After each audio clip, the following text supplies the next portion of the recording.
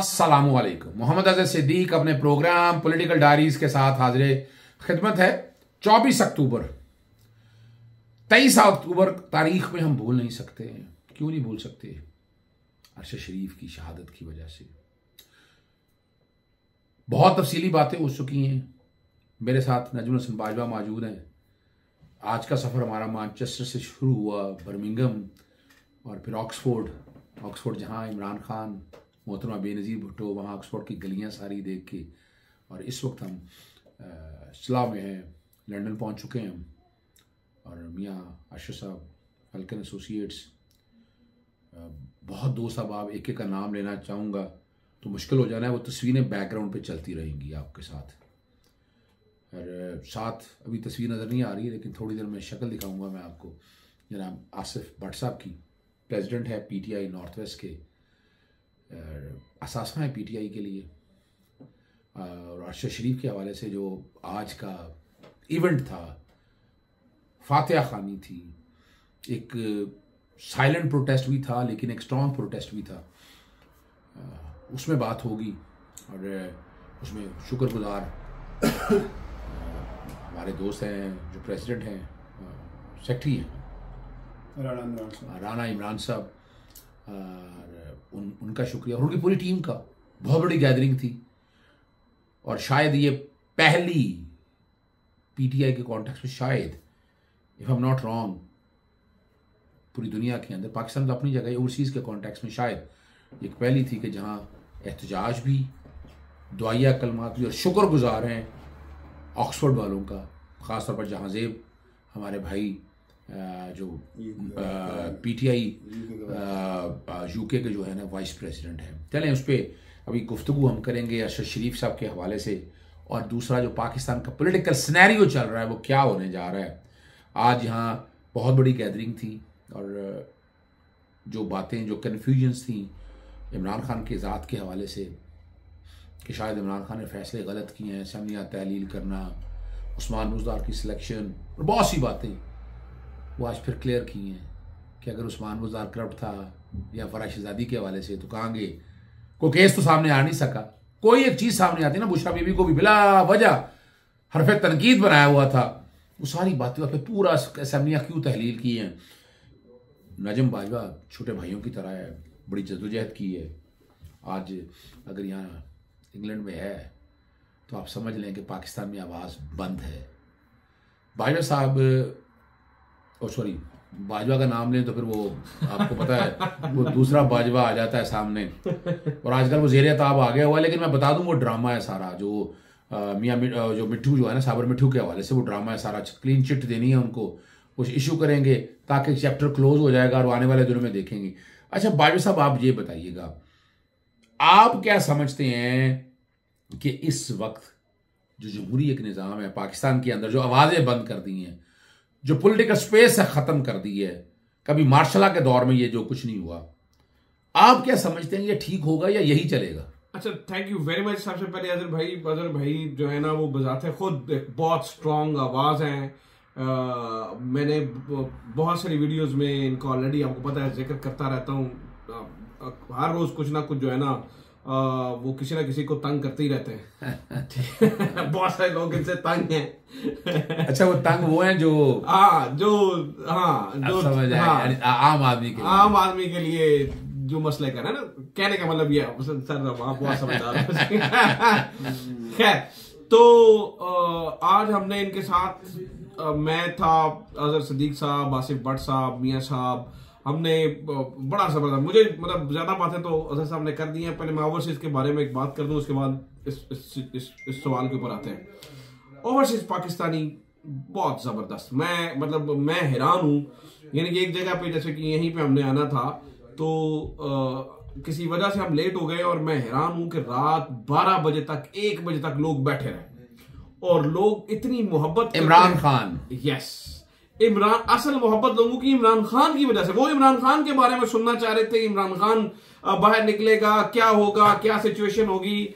सो लोगों ने अपने काम का नुकसान करके, ओवरसीज पाकिस्तानियों ने, और ये सारे बड़े अच्छे कैडर के लोग हैं जो यहाँ पे बैठे रहे और वो इंतजार करते रहे, तो मैं इंप्रेस हूँ सबसे पहली बात। दूसरी बात क्या चलेगा अगर भाई हर बंदा ये पूछता है, बार साहब भी हमारे साथ बैठे हैं, हर बंदा ये पूछता है कि होना की है, बढ़ना की है, क्या क्या पॉलिटिकल स्पेस बनेगी या कुछ इसी तरह की जो है ना वो सूरत हाल रहेगी।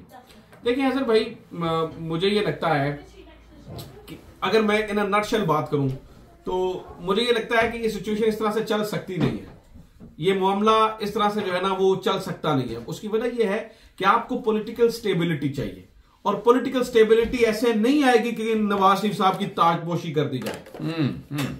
वो वली अहद नहीं है। जिसने भी आपके मुल्क में इन्वेस्ट करना है वहां पर जो है ना वो आपको वो मुल्क देखेगा कि इस मुल्क के अंदर जो है ना वो सियासी इस्तेहकाम है या नहीं। जाली इलेक्शंस के ऊपर कोई भी मुल्क इन्वेस्ट नहीं करेगा। तो लिहाजा ये सिचुएशन इतनी देर तक चल नहीं सकती इस तरह से।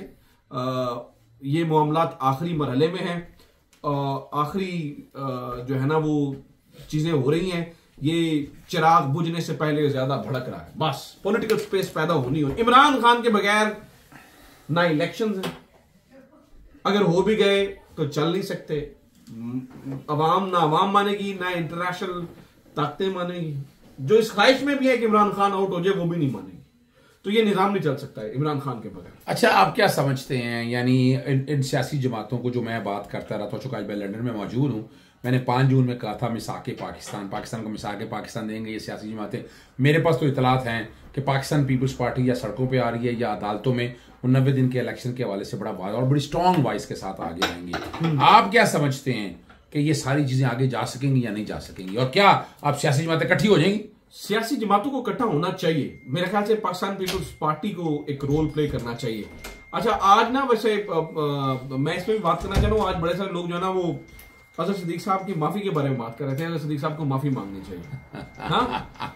वो मंसूर अली खान के प्रोग्राम में अजहर सिद्दीक को माफी मांगनी चाहिए। क्यों मांगनी चाहिए जी? उन्होंने कहा था कि मियां साहब 21 अक्टूबर को वापस नहीं आएंगे। मैं अजहर सिद्दीक को मेरे ख्याल से 10 साल पुराना जानता हूँ। अजहर सिद्दीक एक जमहूरी आदमी है। अजहर सिद्दीक एक जो है ना वो पाकिस्तानी अवाम के लिए काम करने वाला आदमी है। मुझे लगता है कि अजहर सिद्दीक साहब को वाकई माफी मांगनी चाहिए थी, और वो माफी इसलिए मांगनी चाहिए थी कि इन्होंने कैसे इस बात पे यकीन किया कि अब भी कोई आइन की बालादस्ती नाम की कोई चीज पाकिस्तान में रह गई है। अजहर सिद्दीक साहब को जो है ना वो डेफिनेटली माफी मांगनी चाहिए थी इस बात के ऊपर कि ये अभी ये समझ क्यों रहे हैं कि आइन नामी कोई चीज पाकिस्तान में एग्जिस्ट करती है। मतलब अगर इन्हें ये ख्याल होता कि एक मुजरिम को भला हथकड़ी लगाने की बजाय सलूट मारे जाएंगे, मतलब इनके जहन में ये ख्याल होता भला कि जो कमिश्नर है और सीसीपीओ है आगे इस्तकबाल के लिए खड़े रहेंगे, जिस पुलिस के सामने सरेंडर करना था वो पुलिस इस्तकबाल के लिए खड़ी होगी। तो अजहर सिद्दीक साहब ये बात नहीं करते। अजहर सिद्दीक साहब की गलती यह है कि इन्हें लगा कि शायद 10% शायद अभी भी कॉन्स्टिट्यूशन वाली को कहानी है। अच्छा, चलें आखिर में जरा उसके बाद फिर हमने आसिफ भट्ट साहब की तरफ चलना है। इमरान खान साहब अब कब जेल से बाहर आता देख रहे हैं? ये मैं पॉलिटिकल बात कर रहा हूँ, लीगल का जवाब मैं दे दूंगा। लीगल तो आप ज्यादा बेहतर जानते हैं, जो केसेस की सिचुएशन चल रही है वो भी ज्यादा बेहतर जानते हैं। जो पॉलिटिकल सिचुएशन, देखिए इमरान खान ने कभी भी लीगल सिचुएशन और कंडीशन पे तो बाहर आना नहीं है। कानून यानी हालत ये है कि जो चीफ जस्टिस साहब जो हैं जब वो ये बात करें कि जनाब पहले पिटीशन, भाई 90 दिन के लिए आपके पास पिटीशन पड़ी हुई थी, आपने नहीं लगाई जी, आप सुप्रीम कोर्ट में जवाब दे इस बात का। वो कहते हैं आपने दरखास्त दी थी, खैर वो छोड़ दे, दरखास्त रिकॉर्ड पे है। अच्छा, फिर वो सदर पाकिस्तान, यार कमाल है, वो सदर पाकिस्तान का कहते हैं कि सदर भाई पहले रिकॉर्ड तो देख लें, आपके पास रिकॉर्ड होना चाहिए। इलेक्शन कमीशन हकायक बताए, सदर ने तो अपनी जिम्मेदारी पूरी कर दी थी। मुझे लगता है अजहर सिद्दीक साहब पाकिस्तान के अंदर इतने अच्छे एक्टर्स पैदा हो सकते हैं ना। अच्छा यकीन अपने टैलेंट की कदर नहीं करते। तो इसका मतलब क्या हुआ? इसका मतलब हुआ कि पाकिस्तानी अदालतें इमरान खान को कोई रिलीफ देने के पाकिस्तान की अदालतें नहीं रिलीफ देंगी जब इंशाल्लाह नजीम को पॉलिटिकल सिचुएशन बन जाएगी। और देखिए रिलीफ यानी इसका मतलब आप कह रहे हैं कि सियासी सूरत इलेक्शन का मैदान बने, लोग बाहर निकले, फिर को समझेंगे। मैं ये बता दूं कि इमरान खान को ज्यादा देर तक होल्ड नहीं किया जा सकता। मैं आपको एग्जैक्ट डेट तो नहीं बता सकता या मेरे जो है कि कब आएंगे, लेकिन मैं आपको ये जरूर बता सकता हूं कि इमरान खान को ज्यादा देर तक बिहाइंड द बार्स नहीं रखा जा सकता। रियासत मतलब कितना भी सौतेला सलूक कर ले, ये आखिरी चले मैं खबर दे देता हूं आपको। साइफर का केस बनता कोई नहीं है, फर्द जुर्म आयद कर दी है, जमानत तो देनी होगी, लेकिन एक ये बहाना बनाने की कोशिश की जा रही है कि जनाब फर्द जुर्म होगी आयद तो ट्रायल डे टू डे चलाएं। हो सकता है कि अगर जमानत खारिज करें तो ये ना कह दें कि ट्रायल डे टू डे चलाएं, ये ज्यादती होगी एक उस आदमी के साथ कि जिसका केस ही कोई नहीं बनता। पहले जमानत दें, वो बाहर तो आए, डरे किस बात के लिए। सिद्दीक साहब, रियासत ने जब मुज़ाकरात करने होते हैं ना, या रियासत ने जब बिठाना होता है, तो रियासत कभी भी अपने से ताकतवर शख्स के साथ मुज़ाकरात नहीं करती है। वाह। रियासत बाजू मरोड़ के पहले उसे बताती है कि तुम हमसे ताकतवर नहीं हो। तो वो आप ये लेकिन मैं कह रहा हूं कि जिस दफा वो बाजू मोड़ नहीं रहा। चले ये बातें बड़ी हो चुकी हैं, थोड़ी सी ब्रेक लेते हैं। अभी आसफ भट्ट साहब आपके साथ मौजूद होंगे। जैसे मैंने कहा था, थोड़ी सी ब्रेक के बाद अभी नजम नसर बाजवा मौजूद थे हमारे साथ। अभी आप देख रहे हैं पाकिस्तान तहरीक इंसाफ यूके की हरदिल अजीज शख्सियत जनाब आसिफ भट्ट साहब। लेकिन आज मैं मुख्तसर इनसे पूछूंगा, बड़ी जदोजहद की है पीटीआई को रिवाइव करने के हवाले से, जलसे जुलूस एहतजाज, और आज भी जो है ना अशर शरीफ के हवाले से दुआया तकरीब के हवाले से इकट्ठे होना, ये क्रेडिट इनको जाता है। क्या कहेंगे भट्ट साहब? बिस्मिल्लाहिर्रहमानिर्रहीम। सबसे पहले आज मैं इंतहाई हमारे जो साउथ ईस्ट लंदन की टीम है, राणा इमरान साहब उनकी पूरी टीम, और पीटी यूके के वाइस प्रेसिडेंट जहां ज़ेब खान साहब का इंतहाई शुक्रगुजार हूँ, जिन्होंने बड़ा ज़बरदस्त जो प्रोग्राम ऑक्सफोर्ड में जिन्होंने अशर शरीफ के हवाले से, शहादत के हवाले से दुआया तकरीब का अहतमाम किया। पाकिस्तान कम्युनिटी ने भरपूर शिरकत की। तो अशर शरीफ के हवाले से मैं बात करूँगा। अशर शरीफ की जो मौत है वो कौम की हयात है।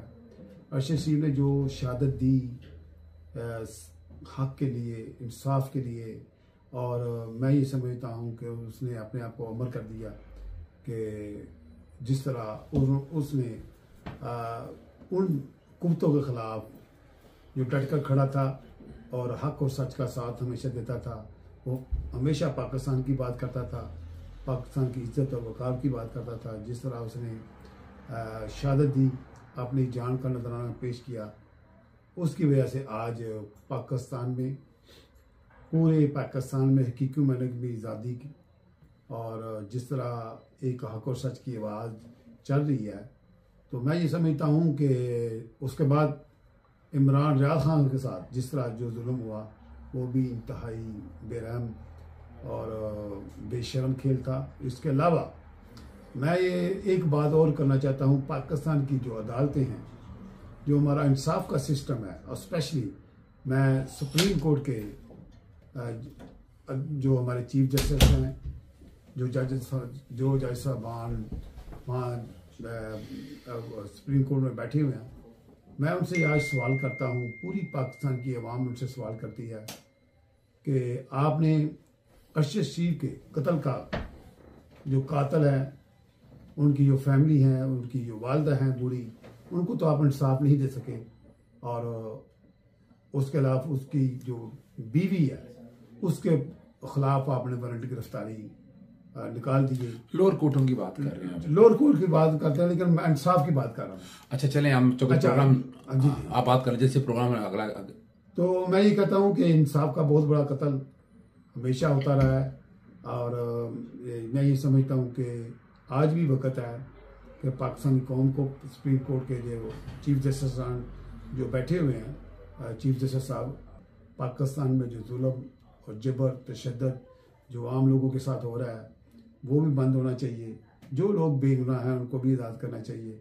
और अशर शरीफ के कातलों के हवाले से जिस तरह उन्होंने सो मोटो एक्शन लिया अता मदार साहब ने, जी, और उसका अभी तक कोई सुराग नहीं लग सका।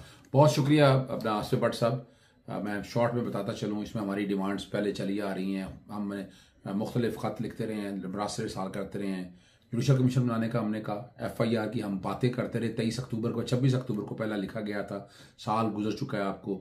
फिर हमने कहा कि फोरेंसिक कराया जाए, फिर हमने कहा इंटरनेशनल एसोसिएशन को बुलाया जाए, ICJ के इंटरनेशनल कोर्ट ऑफ जस्टिस का ये केस बनता है। तो ये सारे की सारा कुछ नहीं किया, ना हमारी सुप्रीम कुछ कर सकी, ना हमारे कुछ और लोग कर सके, लेकिन आवाज़ हम उठाते रहेंगे। ये दिन तारीख में शहीद जमहूरियत, शहीद सहाफ़त अरशद शरीफ के लिए मनाया जाता रहेगा। अब हम ले चलते हैं, आपको इसी सीट पर मौजूद होंगे मियाँ अरशद साहब, जिन्होंने पूरी पाकिस्तानी कम्युनिटी, यानी बहुत बड़ी पाकिस्तानी कम्युनिटी, लॉयर्स कम्युनिटी को, एक इंटेलेक्चुअल को यहाँ इकट्ठा किया और बड़ी लंबी आवाज़ उठाई। अभी चलते हैं उनकी तरफ। आओ मियाँ साहब, जल्दी आओ, जल्दी। और स्पेशली मैं सुप्रीम कोर्ट के जो हमारे चीफ जस्टिस हैं, जो जज साहबान वहाँ सुप्रीम कोर्ट में बैठे हुए हैं, मैं उनसे आज सवाल करता हूँ, पूरी पाकिस्तान की आवाम उनसे सवाल करती है कि आपने अरशद शरीफ के कत्ल का जो कातिल है, उनकी जो फैमिली है, उनकी जो वालदा हैं बूढ़ी, उनको तो आप इंसाफ नहीं दे सके, और उसके अलावा उसकी जो बीवी है उसके खिलाफ आपने वारंट गिरफ्तारी निकाल दिए। लोअर कोर्टों की बात कर रहे हैं, लोअर कोर्ट की बात करते हैं, लेकिन मैं इंसाफ की बात कर रहा हूँ। अच्छा चलें, हम तो प्रोग्राम आप बात करें, जैसे प्रोग्राम अगला। तो मैं ये कहता हूँ कि इंसाफ का बहुत बड़ा कत्ल हमेशा होता रहा है, और मैं ये समझता हूँ कि आज भी वक्त है कि पाकिस्तानी कौम को सुप्रीम कोर्ट के जो चीफ जस्टिस जो बैठे हुए हैं, चीफ जस्टिस साहब, उनको होश के नाखन लेने चाहिए। पाकिस्तान में जो जुल्म और जबर तशद्दुद जो आम लोगों के साथ हो रहा है, वो भी बंद होना चाहिए। जो लोग बेगुनाह हैं उनको भी आज़ाद करना चाहिए। और अरशद शरीफ के कातलों के हवाले से जिस तरह उन्होंने सो मोटो एक्शन लिया अता मदार साहब ने, जस्टिस जी, और उसका अभी तक कोई सुराग नहीं लग सका। बहुत शुक्रिया अपना आसिफ भट्ट साहब। मैं शॉर्ट में बताता चलूँ, इसमें हमारी डिमांड्स पहले चली आ रही हैं। हम मुख्तलिफ ख़त लिखते रहे हैं, रास्ते साल करते रहे हैं, जुडिशल कमीशन बनाने का हमने कहा, FIR की हम बातें करते रहे। 23 अक्टूबर को, 26 अक्टूबर को पहला लिखा गया था, साल गुजर चुका है आपको। फिर हमने कहा कि फोरेंसिक कराया जाए, फिर हमने कहा इंटरनेशनल एसोसिएशन को बुलाया जाए, ICJ के इंटरनेशनल कोर्ट ऑफ जस्टिस का ये केस बनता है। तो ये सारे की सारा कुछ नहीं किया, ना हमारी सुप्रीम कुछ कर सकी, ना हमारे कुछ और लोग कर सके, लेकिन आवाज़ हम उठाते रहेंगे। ये दिन तारीख में शहीद जमहूरियत, शहीद सहाफ़त अरशद शरीफ के लिए मनाया जाता रहेगा। अब हम ले चलते हैं, आपको इसी सीट पर मौजूद होंगे मियाँ अरशद साहब, जिन्होंने पूरी पाकिस्तानी कम्युनिटी, यानी बहुत बड़ी पाकिस्तानी कम्युनिटी, लॉयर्स कम्युनिटी को, एक इंटेलेक्चुअल को यहाँ इकट्ठा किया और बड़ी लंबी आवाज़ उठाई। अभी चलते हैं उनकी तरफ। जी आप मेरे साथ, अच्छा आप कुर्सी बदलते देख रहे होंगे, ये इक़्तिदार की कुर्सी नहीं ये इक़्तिदार की कुर्सी नहीं है। नजम भाई ने बड़े खूबसूरत तरीके से आपके सामने समो दिया चीज़ों को। फिर आसिफ भट्ट साहब थे, मियाँ अरशद साहब हमारे मेज़बान हैं, मानचेस्टर से यहाँ तक का सफ़र किया। अच्छा, ये सफ़र एक कॉज के लिए, एक जज्बे के लिए, एक मोहब्बत और प्यार इमरान खान के लिए, और यहाँ इंटेलिजेंसिया इकट्ठी की हुई थी, बहुत बड़ी लॉयर्स की कम्युनिटी यहाँ पर खड़ी थी, और इमरान अपने ना जी खान के लिए अरशद शरीफ के हवाले से बड़ी तफसील, और जो कुछ गलत फहमियाँ थी या कुछ चीज़ें क्लैरिटी में नहीं थी, वो सारी क्लियर की गई हैं। मैं मियाँ साहब से चाहूँगा, एक तो जितने दोस्त अहबाब आए हुए थे, सबके शायद नाम ना ले सकें आप, लेकिन सबका एक तो शुक्रिया अदा करने के अलावा, और जो आप समझ रहे हैं कि आपने अब आगे वकला को इकट्ठा करके चाहे सुप्रीम कोर्ट जाना है, या क्या आपके ज़हन में आज का जो फाइनल आप लोगों ने किया है वो बताइएगा। सबसे पहले मैं आज़ाद साहब आपको बहुत शुक्रिया अदा करता हूँ, आपने मोहब्बत से हमारे पास आए और जो है ना आपने हमें इजाज़त बख्शा। काफ़ी अच्छी से डिमांड हो रही थी कि अदर सदीक साहब को सुना जाए, और आप चूँकि माशाल्लाह काफ़ी एक्सपर्टीज थी आपकी, इमरान खान साहब के भी आप लॉयर हैं, उसके अलावा आप ह्यूमन राइट्स के लिए बहुत कुछ करते हैं, आपने रूल ऑफ लॉ के लिए बहुत कुछ किया, आपने पाकिस्तान में वकला की जो जद्दोजहद थी उसमें आपका बड़ा अहम रोल था, और अभी भी यहाँ पे बैठ के आप बहुत कुछ कर रहे थे। तो हमारी बड़ी अच्छी से ख्वाहिश थी कि आपको सुना जाए। हमारे जितने भी यहाँ पे कोलीग्स आज आए हुए थे उनमें ज़्यादातर लोग बैरिस्टर थे और सोलिसिटर भी थे, लॉयर भी थे, उनके अपने अपने लॉ फॉर्म्स हैं, मुख्तलिफ नाम से वो काम करते हैं, लेकिन वो आपके ज़ेरे साया इकट्ठे हुए सारे, वो आपको सुनना चाहते थे, आपके इल्म से इस्फादा हासिल करना चाहते थे, और इन फ्यूचर में वो ये चाह रहे हैं कि वो इस प्लेटफॉर्म से अपने मुल्क के लिए आवाज़ उठा सकें। वहाँ पे जो ह्यूमन राइट्स की जो वायलेशन हो रही है, जो रूल ऑफ लॉ के नाम पे जो मजाक बनाया जा रहा है, और उसके अलावा बाकी जो हमारे इंटरनेशनल इशू हैं जैसे फ़लस्तीन का है, उसके लिए जिस तरीके से हमें रोल अदा करना चाहिए वो हम नहीं कर रहे। इसी तरह कश्मीर कॉज के लिए भी हम जो है ना, हमारी गवर्नमेंट ने उस तरीके से रोल अदा नहीं किया। तो हम एज ए लॉयर, हमारा आज वुकला कन्वेंशन और हमारा मोटो यही था कि हम जो है ना, एक तो ह्यूमन राइट्स और जो है रूल ऑफ लॉ और ये जो कश्मीर इशू और फ़लस्तीन है, इसको उजागर करें। और इस सिलसिले में हमारे सारे दोस्त जो है ना वो आए हुए थे, और सब ने दिल खोल के जो भी किसी के पास क्वेश्चन था वो उन्होंने अज़र साहब से किया। और उनमें से कुछ ऐसे सवालात थे जो कुछ लोग ऐसे थे जो जज्बाती भी थे, लेकिन अज़र साहब को खराज तहसीन पेश करना चाहिए।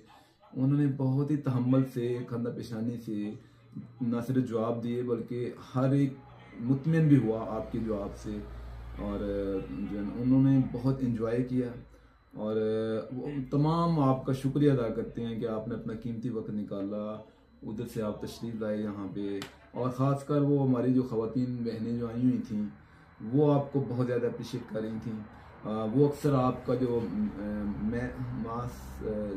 मैस न्यूज़ उस पर वो आपको सुनती हैं, आपके यूट्यूब चैनल को सुनती हैं, और उनकी ख्वाहिश थी कि वो आपको मिलें, आपको देखें, आपकी जो प्रैक्टिस है उनसे आप वो सीखें।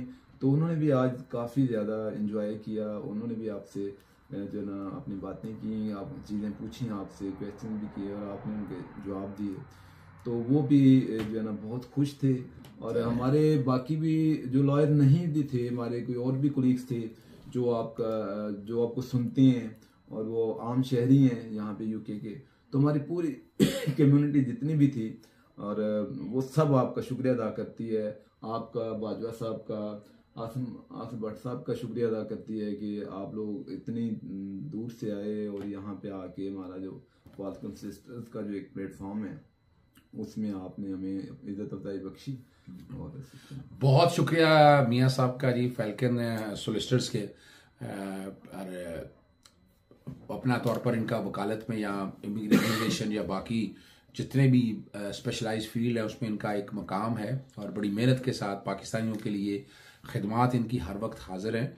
और मैं बहरहाल इनके जितने एसोसिएट्स हैं उनसे मिलकर हम बहुत खुश हुए हैं और दुआगो हैं कि अल्लाह ताला इन्हें मज़ीद तरक्की दे, और शुक्रगुजार हैं इनका। अब प्रोग्राम के आखिरी हिस्से में, प्रोग्राम थोड़ा सा लंबा हो गया है लेकिन ये ज़रूरी था चीज़ें आपकी, आखिरी हिस्से में अरशद शरीफ साहब के लिए जो ऑक्सफोर्ड में दुआया तकरीब हुई उसके कुछ वीडियो क्लिप्स या थोड़ी सी वीडियोस हैं वो देख लीजिएगा।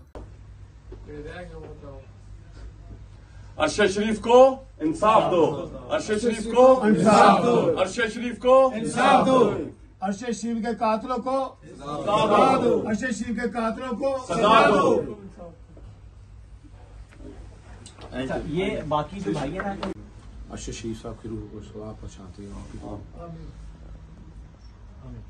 अरशद शरीफ साहब ने इस कौम के लिए शहादत दी है, ये जो रोशनी की किरण छोड़ के गए हैं, और ये जो आज़ादी की एक नई शमा दी है उन्होंने, इसके नताइज रब पाक दे दे। जो लोग जालिम हैं, जिन्होंने ये कदम उठाया है, जो लोग इसमें शामिल हैं, उनको नीस्तो नाबूद कर दे। कि खानदान को सब्र जमील अता फरमा। फ़लस्तीन के लोगों के लिए आज खास तौर पर जो तकलीफें, दिक्कतें, परेशानियां हैं, आसानियां फरमा। आज के दिन के तवस्सुत के हवाले से ही जनाब इमरान खान साहब लीडर को रिहाई नसीब फरमा। जो उनके दुश्मन हैं, जो उन्हें नुकसान पहुंचा रहे हैं, उनको भी नीस्तो नाबूद पहुंचा। रब पाक तेरी बारगाह में इल्तिजा है कि ये कौम आगे बढ़ रही है, कौम के लिए जिसने जद्दोजहद की है उसकी कुर्बानियां सबके सामने हैं। तेरी बारगाह में इल्तिजा करते हैं कि मुल्क ने पाकिस्तान को कायम दायम रखी, इनके जो दुश्मन हैं उनको नीस्तो नाबूद कर दी, पाकिस्तान की तरक्की हो, पाकिस्तान के जिसने दगा किया, जो पाकिस्तान को जिन लोगों ने लूटा उनको उनके मंतकी अंजाम तक पहुंचा। रब पाक तेरे से इल्तिजा है, उम्मीद है कि बहुत जल्द इंसाफ मिलेगा, जो असल लोग हैं, जो मुजरम हैं, वो मंतकी अंजाम तक पहुंचेंगे, तख्तादार तक पहुंचेंगे। आमीन। जी, आपने ये सारा देख लिया है, फीडबैक जरूर दीजिएगा। इजाजत चाहता हूँ। अस्सलाम वालेकुम, अल्लाह हाफिज। पाकिस्तान जिंदाबाद।